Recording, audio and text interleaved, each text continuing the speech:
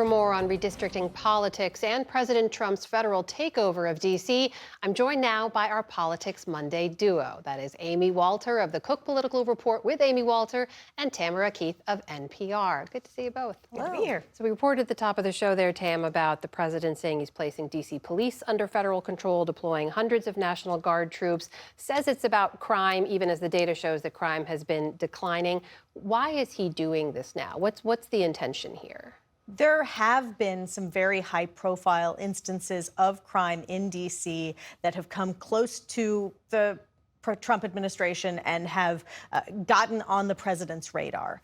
But to be clear, he has been talking about wanting to take over Democratic-run cities since he ran for president the first time in 2016. This is not a new theme for him in any way. This is certainly an escalation. And D.C. is the one city, it's the one place where he actually has the power to do this.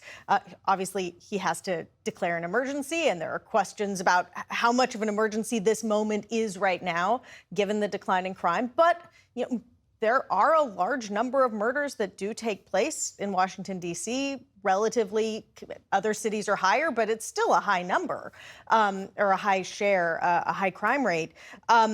It is the lowest it's been in 30 years, but it's still high. Yeah. So he is going after this, and he's also trying to send a signal to other cities. You saw what happened in Los Angeles with calling in the National Guard there. This is something he wants to do, and he's trying to send a signal to cities like Chicago, one of the cities he called out, also Baltimore. And wants them to be afraid, I think. Amy, how do you look at this in terms of the message it's sending and whether he may expand this approach? Yes, it is that he can do it. If you ask why, it's because he can. And Tam's exactly right. Since the minute he announced for his candidacy in 2016, he said, "I alone can fix it." And this has been a central theme, really specifically of the second term. I alone has been really used now on, well, pretty much everything we're going to be talking about for the rest of our segment. But whether it is drawing congressional districts, that's the purview of the state legislature. Yeah. This was directed by the President of the United States into territory that normally the legislature handles. What should we do with Putin? Well, normally, or not normally, but traditionally, Congress has a say in that. And Congress did have a very significant sanctions bill that was tabled, in part because Donald Trump wants to cut the deal himself. So this is the message that he likes to send, which is, I'm the one who's going to handle it. I'm the one who's going to do it. All the other agencies, localities, and others who have traditionally had a role are going to take a back seat. Well, let's talk about that Texas redistricting case. You heard Stephanie Tsai's conversation there with the Republican state lawmaker, Carl Tepper. Tam, we know this is a map that the president pushed for, that he wanted to see this gerrymandering occur. It could get Republicans in the state up to 5 additional seats. Dozens of Democratic lawmakers still remain out of the state to prevent that quorum from happening and the map moving forward. How do you see this ending? Well, as the Republican lawmaker you had on just said, he says there's a 100% chance that ultimately these maps go through one way or another. I think that what is happening is an arms race of sorts to try to gerrymander every possible vote, every possible seat out to really take the uncertainty out of the coming midterm elections. So it's not just Texas. There's talk of Indiana. There's also then Democratic states like Illinois and California, especially, where Governor Gavin Newsom today sent a letter to President Trump, which I don't know is going to be received with open arms, where he said, how about you don't do the Republican gerrymanders and we won't do the California gerrymander that could offset the Texas gerrymander. It's, the American public has said repeatedly that they don't like gerrymandering in one way or another. It's pretty unpopular, but this has become yet another polarized partisan fight where it's like the other guy's gerrymandering is really bad and my gerrymandering might be okay or justifiable. Amy, to that point, in Texas, there is funding for flooding that needs to go through, that's going to be held up as a result of That's this. right. Could there be backlash against Republican lawmakers who are trying to push this through with flooding there in terms of how people look at it? And also this term that Tam used about the arms race. Could this set off a gerrymandering arms race between the parties? That is definitely an open question. And Republicans are hoping actually that Democrats get blamed for not getting enough money to flood victims because they chose to leave the state rather than come and have this conversation to the public.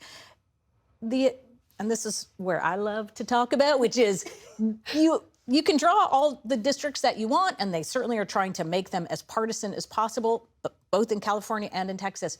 But you still have to have campaigns. You still have to have candidates. And the environment of the moment that we're in matters a lot, too. So, for example, in those Texas districts, if you look at how Donald Trump did in those districts in 2024, he won all of those districts by a pretty strong margin.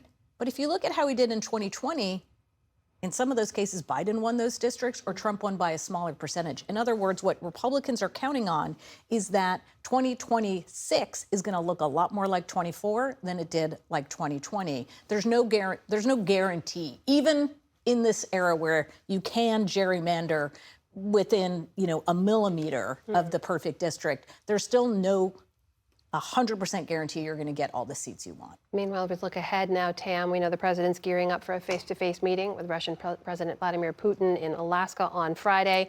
It doesn't look like the Ukrainian president's going to be attending that. This is a war that President Trump said he would end within a day of coming into office. We're 7 months in now. What can he hope to get out of this meeting? Yeah, and I think that this is a frustration of his, that he hasn't been able to bring an end to this war that he said never would have happened if he was president and would end as soon as he became president. He is already lowering expectations for this summit.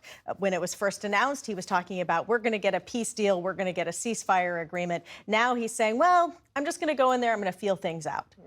And he has repeatedly been frustrated by Putin and has begun voicing it, including using some harsh language at times, that Russian President Vladimir Putin tells him what he wants to hear, says he wants peace, and then does the exact opposite. Trump has called it, tapping me along. Well, he's going to find out with this summit whether Putin is continuing to tap him along, and he's leaving open that possibility, which I think is sort of a downgrade in his expectations from where he was last week. And I'll be fascinated to see what Congress does if indeed this does not turn out to be a big, wonderful peace deal, or that things fall apart, or the president's not happy with the outcome, whether they do bring back the sanctions bill, which put significant sanctions on countries that are getting Russian oil and on Russian products. This would be, I think, another important test for how Congress wants to get itself involved with this conflict, or whether they want to keep this in the purview of the president. We'll wait and see how Congress reacts and how that meeting goes. Amy Walter, Tamara Keith, always great to see you both. Thank you so much. Good to be here.